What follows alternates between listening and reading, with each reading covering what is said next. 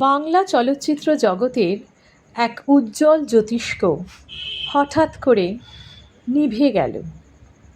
তার এই আকস্মিক রহস্যজনক মৃত্যু সকলের কাছে এক প্রশ্ন। কিভাবে রাহুল পাড়ি দিল না ফেরার দেশে মাত্র ৪২ বছর বয়সে? ২৯শে মার্চ ২০২৬ হঠাৎ করে রাহুলের মৃত্যুর সংবাদ পেয়ে সকলে চমকে উঠল।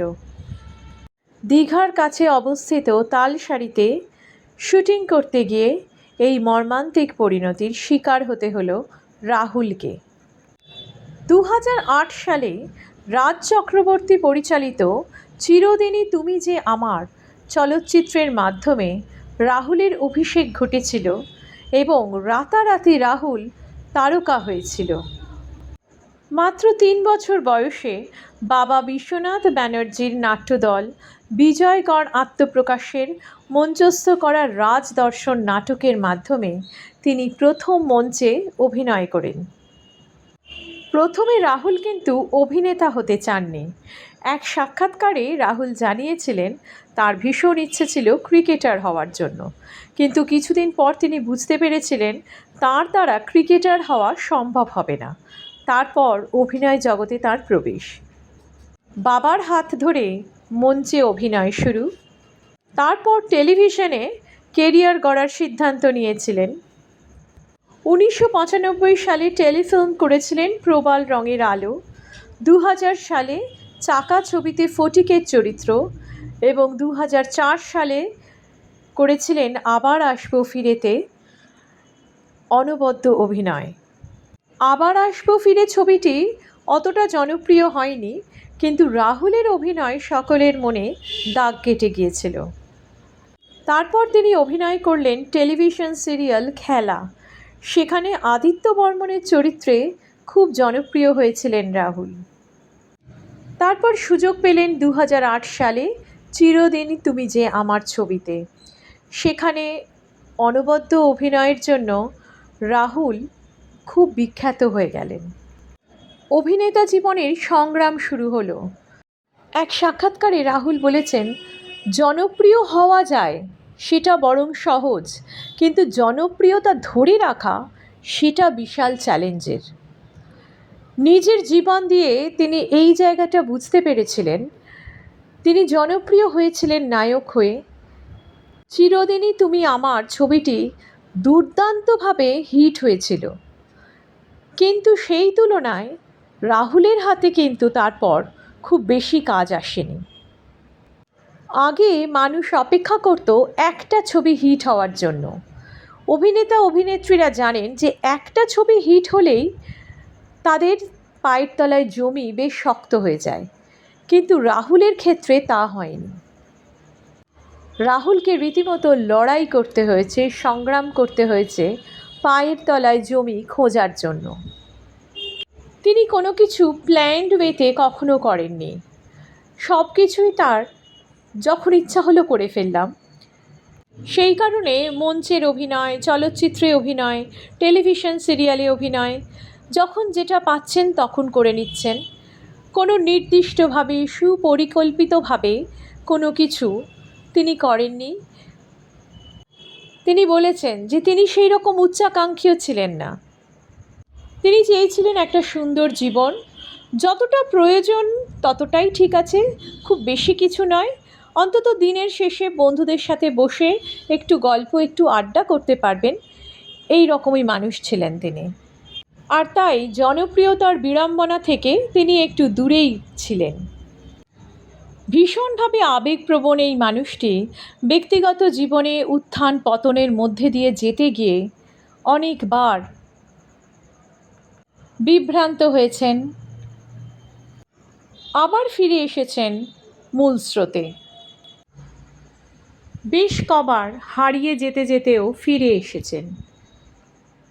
ড্রাগের মতন ভয়ঙ্কর নেশার থেকেও তিনি ফিরে আসতে পেরেছেন, সেই লড়াইয়েও তিনি জিততে পেরেছেন। ২০১০ সালে বিয়ে করেছিলেন প্রিয়াঙ্কা সরকারকে। অল্প বয়সে বিয়ে, অপরিণত ভাবনা চিন্তা তখন। পুত্র সন্তান সহজের জন্মের পর শুরু হলো দাম্পত্য অশান্তি। ব্যক্তিগত সম্পর্কের টানাপোড়েন, মানসিক দ্বন্দ্ব, দাম্পত্য অশান্তি সব মিলিয়ে একটা ভয়ঙ্কর মানসিক পরিস্থিতি। সেই দোদুল্যমান অবস্থা চলল বেশ কিছু বছর ধরে। অবস্থাটা এতটাই চরমে উঠল যে আদালতে পর্যন্ত যেতে হয়েছিল দুজনকে। কিন্তু ভালোবাসার টানকে তো উপেক্ষা করা যায় না, তাই রাহুল আবার ফিরে এলেন তার সন্তান সহজের কাছে। আবার নতুন করে প্রিয়াঙ্কার সাথে জীবনযাপন করা শুরু হলো। জীবনের প্রতিটা ধাপে হারিয়ে যেতে যেতেও ফিরে আসতে পেরেছিল রাহুল। ভালো ভালো কিছু চলচ্চিত্র পরিচালকের ছবিতে অভিনয় করতে পারলেন। মঞ্চ দাপিয়ে বেরিয়েছেন, মঞ্চে তাঁর অনবদ্য অভিনয় সকলের মনে দাগ কাটে। টিভি সিরিয়ালগুলোতেও বেশ জনপ্রিয় হয়ে উঠেছিলেন রাহুল। লিখতে শুরু করলেন, কলম ধরলেন রাহুল, এবং সেই লেখা খুব জনপ্রিয় হলো। 6টার মতো বই প্রকাশ করা হয়ে গেছে এবং সেই লেখাগুলো পড়তে বেশ ভালো লাগে। যে মানুষটাকে একদিন বাংলা সিনেমা ইন্ডাস্ট্রি অবহেলা করেছিল, সেই মানুষটি ধীরে ধীরে একটা জায়গা তৈরি করে নিতে সক্ষম হলো। রাহুলের লেখা পড়ার জন্য বেশ কিছু পাঠক তৈরি হলো। নিজের লেখা নাটকের চিত্রনাট্য তৈরি করলেন। সৃজিত মুখার্জির মতো কিছু নামী পরিচালকের ছবিতে অভিনয় করলেন এবং সাফল্য নিয়ে আসলেন। সন্তান সহজের কথা শুনে শুরু করলেন সহজ কথা পডকাস্ট। সেই পডকাস্টেও তিনি বিপুলভাবে সফল হলেন। বন্ধুদের বিপদে আপদে সর্বদা পাশে থাকতেন। জুনিয়র আর্টিস্টদের দারুণভাবে সহযোগিতা করতেন। সিনিয়র অভিনেতা বলে কোনো দম্ভ ছিল না তার। নিজের অসুবিধা করে অন্যের সুবিধা করে দিতেন।